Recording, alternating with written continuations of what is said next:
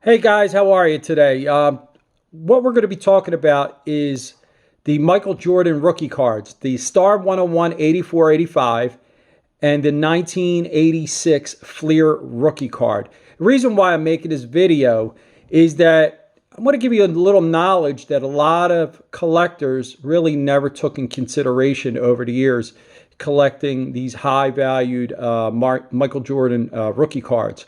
And at the end of the video, you'll be surprised on my selection on what card I feel that's going to succeed more in value.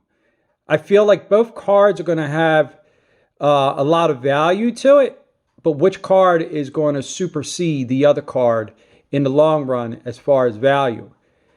So let's start off with the 84-85 Star 101. Officially, that's been the first rookie card. I mean, there's no way of arguing this. Fleer didn't jump into the game, and the card was actually produced by the Star Company, and it was the Star 101 84-85 card. Now, obviously, we know a lot about this card, or if you don't know a lot about this card, but there's never been a 10 graded. And the Star 101 card is notorious for being off-centered. There's, I don't know the numbers, but I know there's not as many Star cards as there is Fleer. Now, Fleer, mind you, the 1986 Fleer rookie card, it's flooded. The market is flooded with Fleer cards. I saw several auctions recently on eBay with the PSA 10, varying from 200,000 to 250. And let me tell you something. A lot of this is being pushed by like entrepreneurs, guys like Gary Vee. There's just a lot of guys on Instagram claiming these cards. But what people don't realize is this. The Star had many, many grades of various grade levels. However, there's not many out there, okay? There's not many Star 101 cards out there. No way near. I don't know the statistics on it, but you can actually look it up. There's no way near the amount of cards that the 1986 Fleer has. So mind you, keep in mind that the Fleer is easier to get than a Star, right? And the 84-85 Star is originally the original rookie card, right? Makes sense. However, a lot of people didn't really catch on to this back then because, nobody knew what Jordan was going to do. I mean, he's probably the most richest, basketball player to ever play the game as far as consignments go and investing and, richest sports player in the world right now. And, he's going to be the Mickey Mantle or the Babe Ruth, card collecting type card that you will want to have in your collection, the Wayne Gretzky's and all these high ticket price cards. But here's something interesting. So if you compare the two and you look at the pop charts, meaning is if you go to Beckett and you actually look up how many cards were actually graded, there's no comparison. There's thousands and thousands and thousands of more cards in the Fleer pop chart. And if you look at the Beckett with the Star, because PSA, I think, only graded a few of the Star. But if you look at the Beckett, we're talking there's not many Star. Look at the pop chart. Put a serial number in there and you'll see for yourself. So people need to take this in consideration. So why is the Fleer card so much more valuable? It's because a lot of collectors didn't catch on. And most collectors started investing into the Fleer card rather than the Star. So they, because, back in the day, it was, what was it? Topps, Donruss, Fleer, Upper Deck, started coming out. And then all these other fancy card companies started doing, their own type, like these foil cards that are out now. But what makes it interesting is that no matter how you argue this case, the Star is the original card. I mean, it's the original rookie card. You could sit there and argue all day long, but collectors didn't really, collectors. It just evolved. Like, in other words, eBay evolved, and a lot of the collection evolved. Nowadays, because it's being pushed on social media. So this is what's really driving the value up. Even players and coaches and administration are buying into collections and things like that, because it's a big investment. I mean, it was always an investment, but not like it is now. So I don't know. Like, I tell a lot of people, hey, what would you rather have? The Fleer because there's more value now, or the Star eventually, where I think the Star is going to overcome the Fleer. It just makes total sense. So why is the Fleer much more valuable? Well, mainly because more of the hype. It's not because it's the first original rookie card. Technically, it's not. Fleer was a more recognizable company, so I'm going to give it, there's many factors, so I'm going to give it that. That's a factor that plays the game. But at the time, a lot of people didn't realize what they had as far as the Star goes. So, being that you have thousands and thousands and thousands of more of the Fleer version, you're going to see that. So it's more common, and you think that this is going to be the card to invest in, right? But a lot of people, believe it or not, bypassed the Star card and never really took in consideration that was the original rookie card, no matter how you look at it.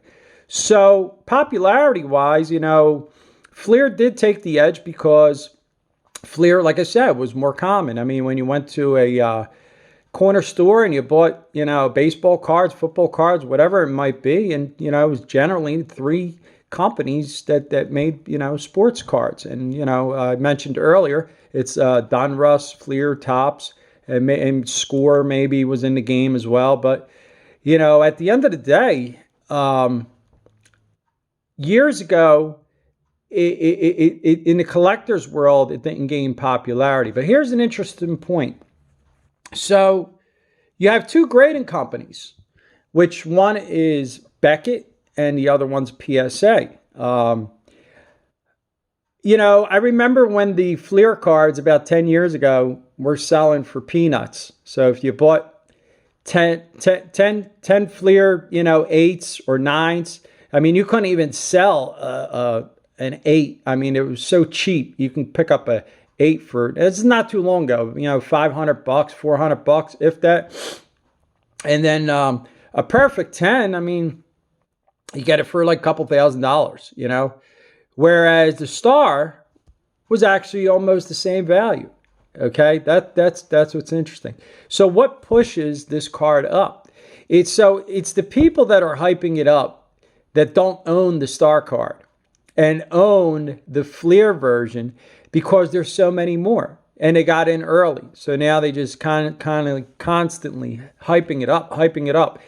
So being that the 2 companies, Beckett and PSA, are the 2 grading companies, I love Beckett and I love PSA. I really don't have any negative things to say.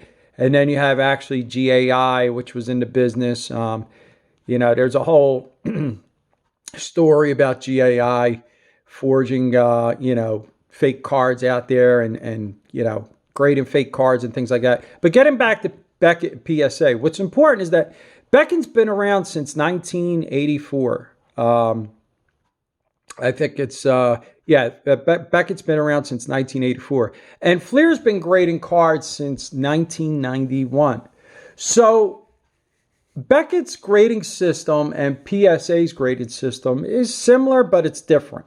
What happened was a lot of people who worked over at Beckett transpired over to the PSA company, and that they started their own little business, So as far as strictness goes, I really, I think Beckett has a more solid, grading level than PSA does. I could say they're almost as equal, but you have to look at who's been in the game way before. And, Beckett's been in the game way before, PSA. So you got to remember, a lot of the employees that worked for Beckett, especially some of the graders, went over to the PSA company. So Beckett already had this foundation laid on the table, so you can't change it. And this is one of the reasons, and this is one of the factors that I feel that the Star card, since it's an 84, 85, was graded by Beckett, originally graded by Beckett. And, considering Beckett's been around since 1984, and then PSA, started years later, who's been grading the cards, at first? It's been Beckett. So I remember even auctions back then, the Jordan like 9.5s. I mean, if you look at the Beckett Fleer Jordans, they sell for an astronomical amount of money, But Fleer decided to give solid grades as far as 10s, 10s, 10s on the Fleers. So what would an actual Beckett be graded at? Let's take, a Fleer 10. A PSA 10. And grade it on the Beckett level. Is it going to be 9.5, 10, 10, 10, and an overall grade a 10? I mean, that 1/2 point off can considerably change the price value of the card. So it's easy and it's simple for PSA to just slap a 10 on there without any subgrades. I don't know. For me, I don't like that. You know why? Because now there's no competition to what the card has some type of value. So in other words, if you have 1,010 Fleers and then you compare it to, say, 1,010 Beckett's, what are the subgrades going to be? That's the important thing. So it's easier. So in other words, it's political. It's easier for PSA just to boom, hey, we got your card, and they put a 10 on there, because they don't really have to worry about a subgrade, considering it might be a perfect card in PSA's eyes. But I disagree. That's why I never really liked PSAs, and it's more grading. It's more hype than anything. I like the fact that Beckett is more thorough. I think they have more value to their cards and anything they grade, because you are grading. When you buy a card, you're actually getting a grade,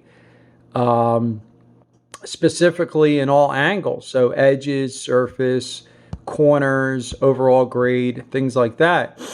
So, I feel that gives it more value to the card, because as a collector, you want specifics. I think it's important to have specifics.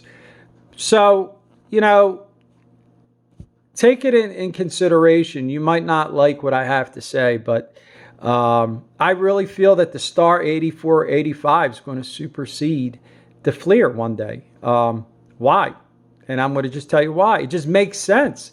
If you have 1,000 in the pop chart, right, graded at just say 8.5, mind you, an 8.5 of a Beckett is probably a 9 Fleer, So in Beckett, there's only about 4 9s that exist.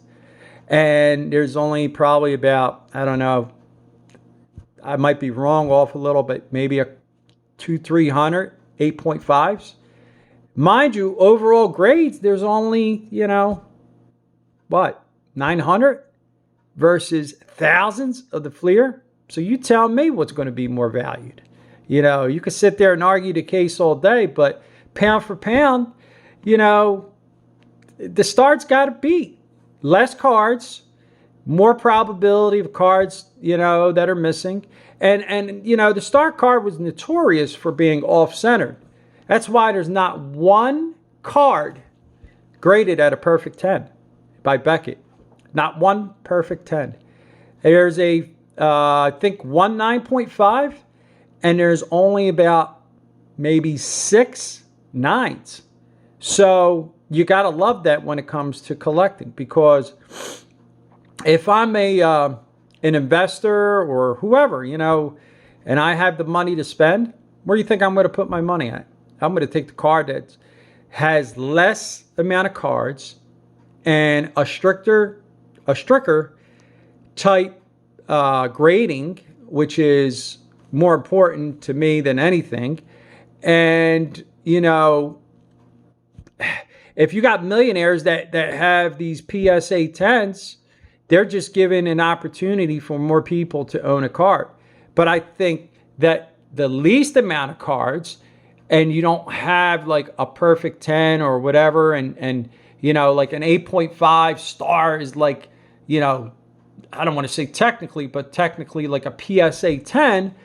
So it makes it more, scarce when it comes to finding one. So that's what I think is more important, is the factors that I'm considering. You have to look into that, and a lot of people don't look at that. So, over the years, people are paying a lot of money for, the Fleer 8s, 9s, 7s. You got to be out of your mind. Go look at the pop charts. There's tons of them out there, whether somebody's holding on to them or selling them, but there's tons and tons of them. And the values are so inflated, without thinking twice, I suggest that if people make a good investment, purchase the 84, 85 star. No matter how you argue, I don't care if you've been collecting for 100 years. I don't care if you have a multi-million-dollar collection. The bottom line is that the Star 84, 85 is the original rookie. It was the original one printed. And Fleer didn't jump into the game until 1986. And obviously, Beckett's been around since 1984. And PSA's been around since 1991. With many employees that came over from Beckett. So who are you going to trust even more? You never thought of that, but that's something to consider.